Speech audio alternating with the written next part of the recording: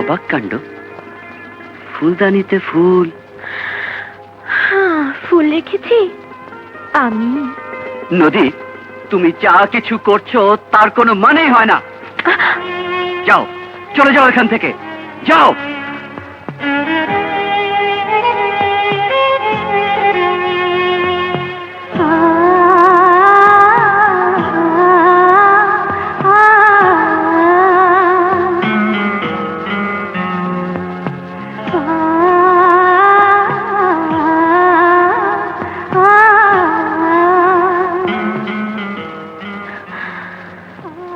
সবকিছুর মানে খুঁজতে যেও না।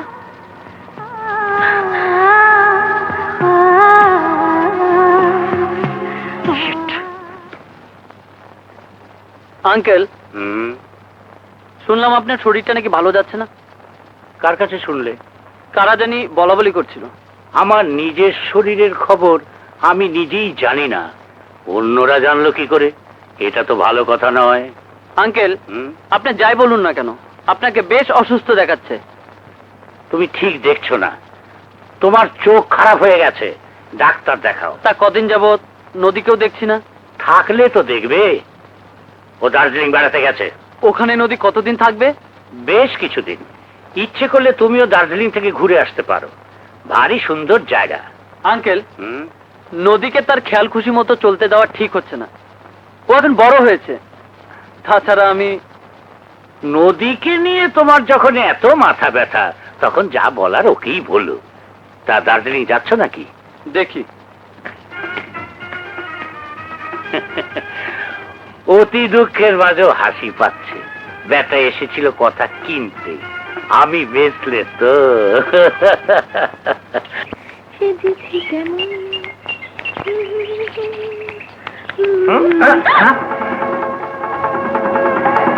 কোন বাজারে ফিরতে এত দেরি হলো যে? যাতায়াতের যে অসুবিধা, সময় মতো বেবি রিক্সা কিচ্ছু পাওয়া যায় না। ধরো, গাড়ি না হলে চলছে না। ভাবছি একটা গাড়ি কিনেই ফেলবো। টাকা পাবে কোথায়? আজকাল গাড়ি কেনার জন্য ব্যাংক টাকা দিচ্ছে। বাড়ির দেনা শোধ করতে হিমশিম খাচ্ছে, তার উপরে আবার গাড়ির দেনা। আব্বা, আপনি তো একজন মস্ত বড় কবি, আপনার একটা গাড়ি থাকুন দরকার। আম্মার কথায় কান টান দিয়েন না তো। আল্লাহর নাম নিয়া একটা গাড়ি কিনাই ফেলান। বুলবুলি, আমার মতো কবির মর্মবেদনা তুই বুঝবি না।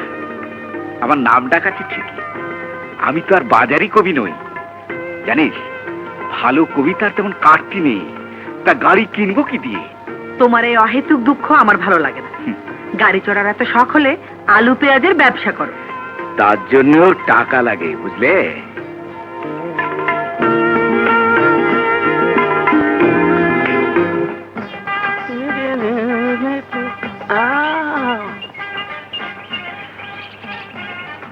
পিঙ্কি এখন আসছে না কেন?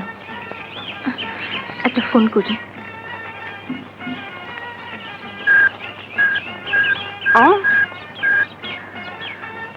হ্যালো হ্যালো পিঙ্কি, তোর কি কোনো কাণ্ড জ্ঞান নেই? আমি কতক্ষণ অপেক্ষা করব? জলদি আয়। খাইছে এই মেয়েদের ফোনে কথা কয়। ঘটনা ডাকি যাই, একটু কাছে গিয়া দেখি।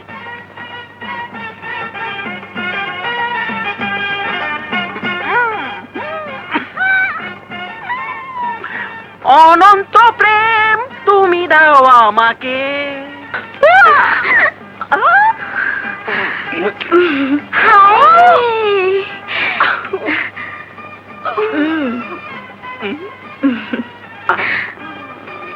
বাদাম খাবে? খাও।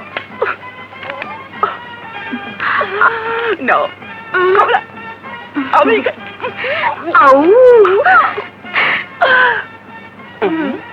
শোনো, পাছায় লাথি দিলাম তোকে। বাবারি, এটা আবার কে হেলে দুলে আসছে? সর্বনাশ! এ রাধে মাইয়া সন্ত্রাসী, জান লইয়া পালাই।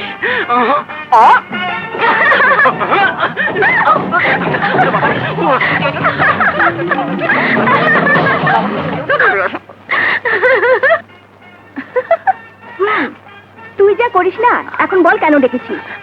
বাবা কেমন আছে রে? আমার জন্য বুঝি খুব চিন্তা করছে। তার দিকে তাকানো যায় না, সারাক্ষণ মনমরা হয়ে থাকে। বাবার জন্য আমারও মায়া হয়, কিন্তু কি করব বল? যে জন্য আমি ঘর ছেড়েছি, তার শেষ না দেখে আমি ছাড়ছি না। শেষ তো আমাকেও দেখতে হবে। আমার অবস্থাও যে অনেকটা তোরই মতো। কি কথা শুনি আজ পিঙ্কির মুখে? বল বল বল, সব খুলে বল। আমার না ভীষণ লজ্জা লাগছে। প্লিজ বল না। বলবো?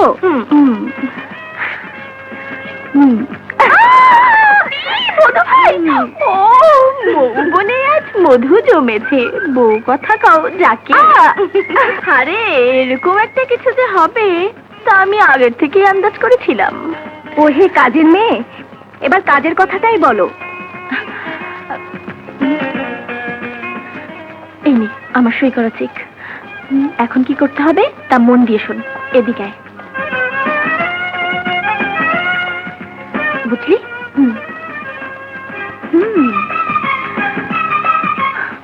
বুলবুলি, আয় বুলবুলি। আরে মেয়েটা গেল কোথায়? এই আম্মা, কাজকর্ম ফেলে কোথায় গিয়েছিলি? মোড়ের দোকানে একটা পান খাইতে। বিড়িও খাস নাকি? মাঝে মধ্যে ভাত খাওয়ানোর পর। ওসব ছাই পাশার খাবি না, বুঝেছিস? হ্যাঁ বুঝছি। তাই আজ পাকামুখি। এই যে ভাইজান আইছে। ভাইজান কি খাইবেন, সুরা না বুনা? তোমার মাথা। আম্মা, ভাইজান জানি কিমন কিমন করে, আমারে দেখতেই পারে না। আচ্ছা সাগর, তুই কেন সারাক্ষণ ওর সঙ্গে ছিটির মিটির করিস? তাহলে কি তোমার এই রঙ্গিলাকে কোলে নিয়ে আদর করব? আম্মা, ভাইজান কি তা কয়? সাগর, তোর মুখে দেখে কোনো কিছু আটকায় না, কি সব যাতা বলছিস? ঠিক আছে ঠিক আছে, আর কিছুই বলবো না।